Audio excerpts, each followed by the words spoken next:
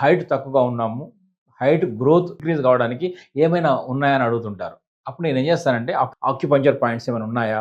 లేదా డైట్ ఏం తీసుకోవాలని అడుగుతుంటారు. వాళ్ళకేం చెప్తానంటే అది ఒక 20, 22 దాకా 21 దాకా కంఫర్టబుల్‌గా హైట్ పెరగడానికి వీలుంటుంది. అంటే గ్రోత్ హార్మోన్స్ అక్కడ ఆ టైంలో పుష్కలంగా ఉంటాయి. కానీ ఒక వయసొచ్చిన తర్వాత పెరగడం కష్టం. ఈ విధానం ద్వారా ఆక్యుప్రెషర్ ద్వారా వాళ్ళలో మళ్ళా తిరిగి నార్మల్‌గా తీసుకురావచ్చు.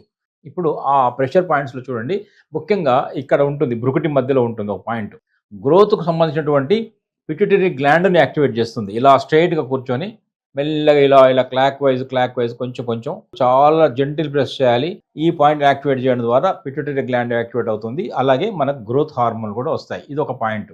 రెండవది, ఇలా గుంజీలు తీయాలి. గుంజీలు స్క్వాటింగ్ అంటాం. ఇలా ఒక 10 చేయాలి. అలాగే ఇటు ఒక 10 చేయాలి. ఇదొక 10 చేయాలి.